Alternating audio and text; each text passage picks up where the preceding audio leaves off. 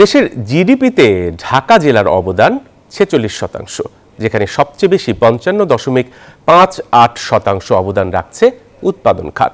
শনিবার প্রথমবারের মতো প্রকাশিত ডিসিসিআই এর ইকোনমিক পজিশন ইন্ডেক্স ইপিআইতে এসব তথ্য উঠে আসে।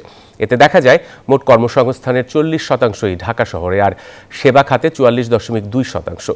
গার্মেন্ট, ব্যাংক, আবাসন সহ ৮টি খাত নিয়ে তৈরি করা হয়েছে এই ইপিআই। আগামীতে প্রতি ৩ মাস পরপর প্রকাশ করা হবে এই প্রতিবেদন।